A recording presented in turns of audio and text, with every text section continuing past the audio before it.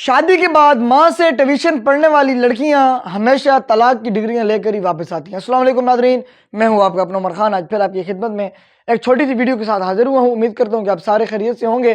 کچھ عرصہ قبل میرے پاس ایک ماں اپنی بیٹی کے ساتھ آئی۔ انہوں نے کہا کہ اپنے گھر کے مسائل مجھ سے شیئر کیے۔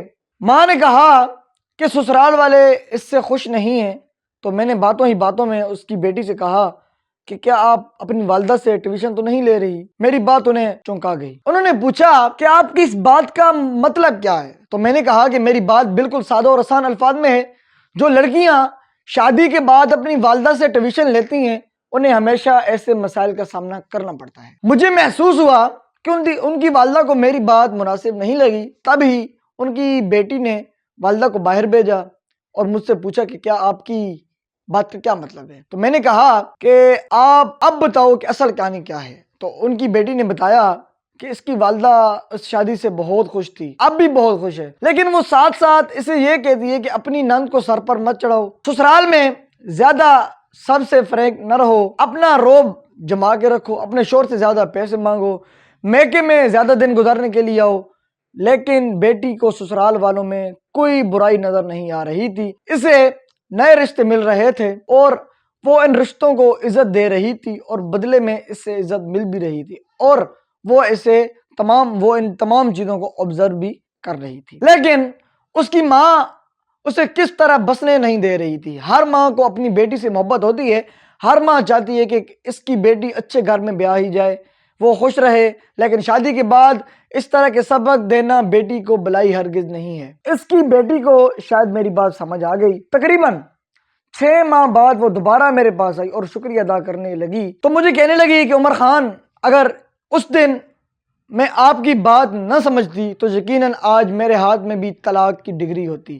تو میری والدہ نے مجھے کہا تھا کہ سپریٹ فلائٹ میں رہو۔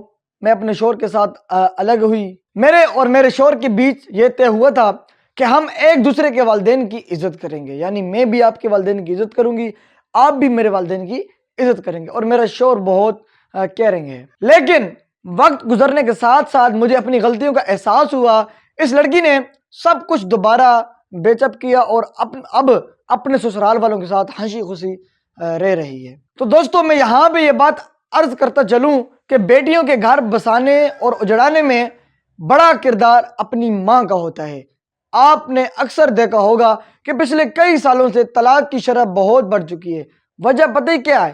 وجہ ہے عدم برداشت کی۔ پہلے لڑکیوں کی تربیت دادیاں اور نانیاں کرتی تھی اور انہیں کامیاب زندگی گزارنے کا گر سکھاتی تھی، کیونکہ ان کی ماں کی تربیت بھی نانی اور دادی کیا کرتی تھی۔ اس لیے ماں کبھی بھی بیٹی کو الٹے سیدھے سبق یا گھر چھوڑنے کا مشورہ نہیں دیتی تھی۔ حالات جیسے بھی ہوتے بیٹی سسرال میں ہی رہتی۔ لیکن اب وقت بدل گیا ہے۔ اب ذرا سی بات ہوتی ہے تو ماں فوراً ہی اپنی بیٹی کو اپنے گھر لے آتی ہے اور بیٹی کو وہ کہتی ہے کہ میں بیٹی کو خود پال سکتی ہوں۔ یہی پر سب سے بڑی غلطی کرتی ہے۔ بجائے اس کے کہ بیٹی کو گھر بسانے کی ترغیب دی جائے، اسے تو میکے کی زینت بنا دیا جاتا ہے۔ اور سسرال کی سیاست کا معاملہ صرف لڑکی کی طرف سے نہیں ہوتا، لڑکے والے بھی برابر کے شریک ہوتے ہیں، لیکن زیادہ نقصان لڑکیوں کا ہوتا ہے۔ میری تمام ماؤں سے اور بیٹیوں سے التماس ہے، تمام ماؤں اور میری اپنی بہنوں سے التماس ہے کہ برائے مہربانی اپنا گھر خراب مت کریں۔ والدہ اپنی بیٹیوں کو نصیحت کریں، لیکن سسرال میں بسنے کی نہ کہ اجڑنے کی۔ بہت شکریہ۔